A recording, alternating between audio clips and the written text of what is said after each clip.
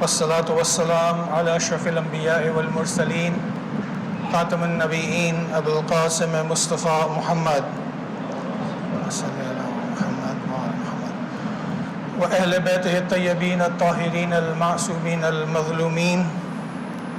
أما بعد، قال الله سبحانه وتعالى في القرآن الكريم وقوله حق وهو أصدق الصادقين. بسم الله الرحمن الرحيم. ومن الناس من يتخذ من دون الله أندادا يحبونهم كحب الله والذين آمنوا أشد حبا لله. رب اشرح لي صدري ويسر لي أمري واحلل عقدة من لساني يفقهوا قولي. السلام عليكم جميعا ورحمة الله وبركاته. Can we go to the first slide, please? So our discussion is going on. The topic is the driving force, and today is the fourth session on driving force. We have discussed different forces which exist in this world, which affects our life. These forces can be external, it can be internal.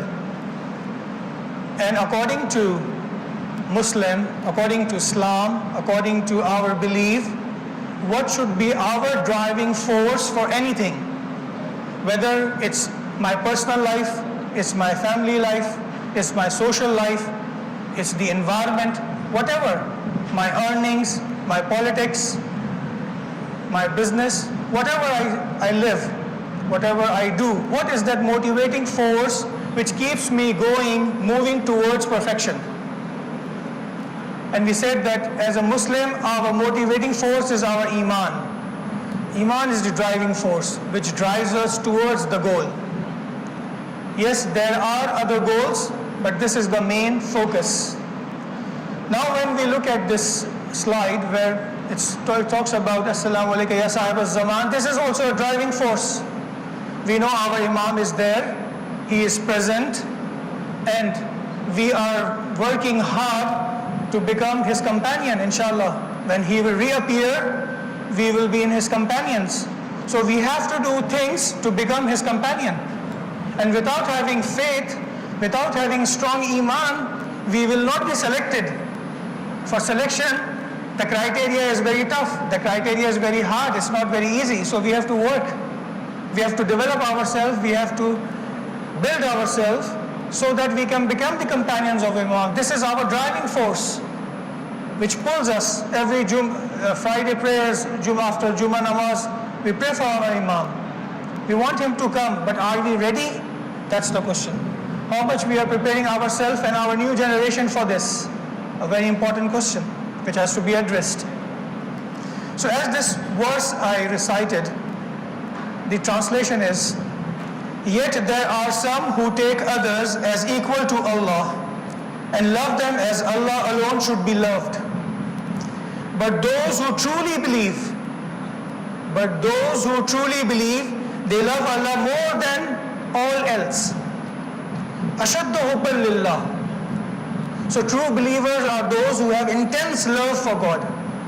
So love is intense. Now if my love towards someone is intense, it can go out of proportion.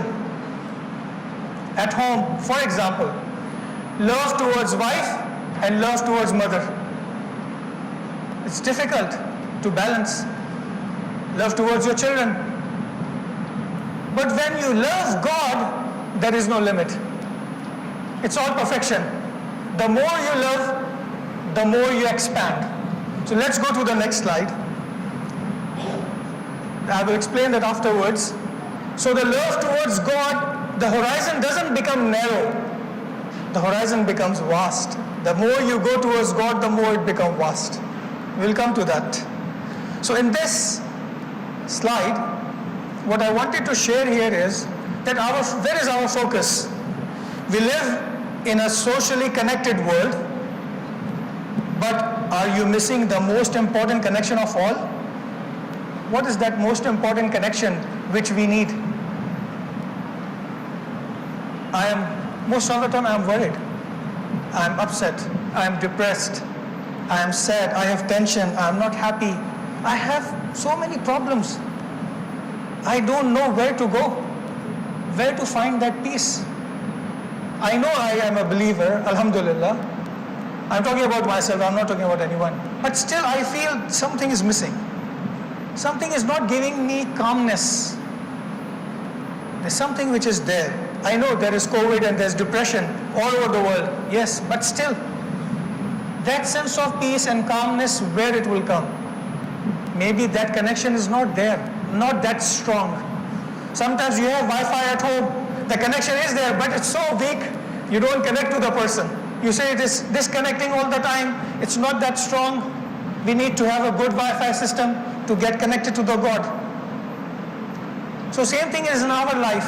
We know we have Iman, but we have to test many times to strengthen it. Then we can see peace and harmony. So let's go to the next slide, please. So as I mentioned, that this horizon becomes wider when you have intense love of God. And it comes with the passage of time. It cannot come overnight. We have to go through tests, we have to go through experiences, then it will come. Because one of the factor of learning of Iman, one of the component of Iman is amal, is experience. In today's world we say scientific experience. Science is one of the best source of knowledge. Why? Because it teaches you to experience. That's the beauty of science. It's a part of religion. Science is a part of religion. It teaches you to experience. You test in the laboratory, you will know the reality. So we need to experience, otherwise we will not know. It will come here, but it will not come here. Because Iman, iqrar bil lisan wa tasdeeq bil qalb. We can say, yes, God exists. I can prove God through logic, through argument. But it is not coming here. It has to come here. It means pain. You have pain for others. You have feelings for others. If I don't have feeling for anyone, Iman is not here. Iman is here. I know God exists. I know there is day of judgment. I can prove it. I can give argument. All these logics, I can do that. I can do philosophy here. I will prove God. But when I will go out, I will not practice God. Because it is not here. You know, the motivation doesn't come from here. Motivation doesn't come from here. You stand on the signal.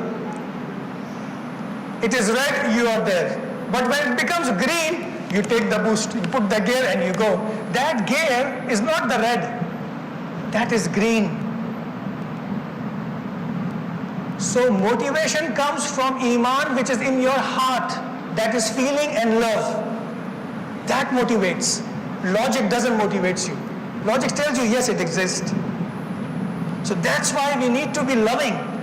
We need to be caring.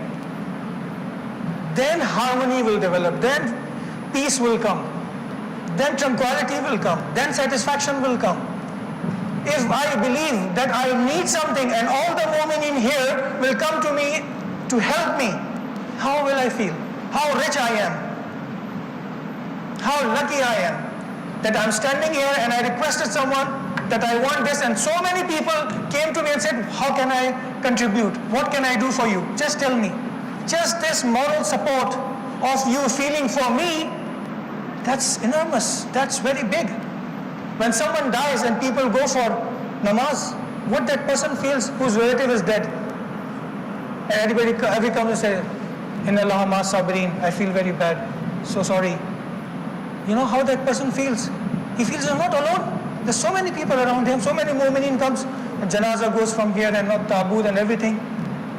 That is what we need. That is what we need to do. We need to connect with people, share with them. Share your thoughts, feelings, ideas, worries. Just talk. This baraza is a beautiful thing if it's utilized properly. You don't need to go to counselor, you don't need to go for depression, you don't need to go for tablets, because this baraza takes out everything which is inside you and it is divided. And you're light, you're fresh. You come home, you sleep, you snore, because you have shared everything, your worries with your friends and with your people. But if there is no sitting, there is no gathering, obviously it should be positive. The environment should be positive. Then it will give you peace and harmony. So this love of God means that you are living with the people, for them. Unfortunately, we are living among the people, but for ourselves. I always see who is contacting me, who is giving me salam, and who is doing that and who is doing not that. No, focus is others. So this dimension, this diagram is to show the expansion, and the font you see is from lower, it becomes higher. So the more we go towards God, the more our horizon becomes broader, and the more we are happy and peaceful. So let's go to the next slide. Let's go to the next slide. So as we discussed last time, and I mentioned two different slides and I put it in one. We said that the positive side of love of God and the opposite side is the enmity of God. We shared that. We can improve and we can decline. We can excel and we can fall. And it all depends on our action, our deeds. So if I am hopeless, then I know my iman is becoming weak. If I'm arrogant, then I know my iman is becoming weak. That's why I'm arrogant. Otherwise, if my iman is there, I will never become hopeless and arrogant. I will always be calm, composed, settled. That's how we judge ourselves. Let's go to the next slide. Can we go to the next slide? So these four pillars, what is the message?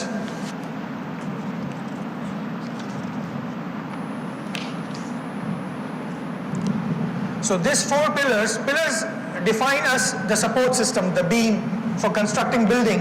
Constructing everything you need pillars, you need beams. The more strong it is, the more your building can be built. So our iman is built on four pillars. We will discuss that four pillars. But our relationship is also built on few pillars. If this pillar is broken, the building will collapse, will fall. So Holy Prophet said to Imam Ali alayhi salatu wassalam, do you say salawat? So there are four back-breaking things. Four things which break your back. So my body, my whole body is balanced on my backbone. If it breaks, it will collapse. I won't be able to stand and I won't be able to do anything. So there are four things. A first thing, a leader who is obeyed while he does not obey God. So you can imagine what is happening in Islamic world. So-called Muslim leaders shaking hands with Jews, and what is going to happen in this ummah across the world? So leader is such a leader that he is not obeying God, he is disobeying God, and people are following them. What is going to happen in that generation, in that society? You can see future of Islam if it goes into the hands of these kind of leaders. So they are breaking the backbone of humanity by shaking hands with Jews and doing business with them and getting along with them. So they break the backbone of the society. The other thing, a wife who is disloyal to her husband while he is considerate of her. If a wife is disloyal to her husband, what is going to happen? The family will break. There will be no peace of mind if there is no trust. And that is very important for families to be honest, to be loyal. So we have seen problems, and we can see problems coming because there is a lack of iman in their relationship. That is what we are talking here about, iman. If there is iman, then there will be no disobedience. The third thing is poverty, which the poor cannot overcome. If there is someone poor, he is in need, if we don't help, then that person will end up suiciding, will end up brain hemorrhage, God forbid, or will go astray. So the system of zakah, the system of khairat, the system of waqf, the system of homes is all there to support people who is in need. they should not come to us. We should go to them if we can. Otherwise, the society will collapse. So you can see in today's world, in COVID, people's business has fallen down, it has shut down, and now it's in the collapse form. People are coming on the street because they don't have anything to earn. The fourth thing, a permanently bad neighbor that breaks your back. If you have a bad neighbor who is not religious, who doesn't have an iman, he's going to destroy your life. Drinking, gambling at home, music, fighting at home, disturbing you. So these are the things which is socially and individually very important for all of us. If we have a person who has iman, if he becomes the leader, what kind of a leader he's going to be? If a wife has iman, what kind of a wife she's going to be? If we are pious, we will not let anybody be poor in the system. We'll do justice, nobody will be poor. And if we have iman, then we will be a good neighbor. We'll give peace to each other. Wassalamu alaikum wa rahmatullahi wa barakatuh.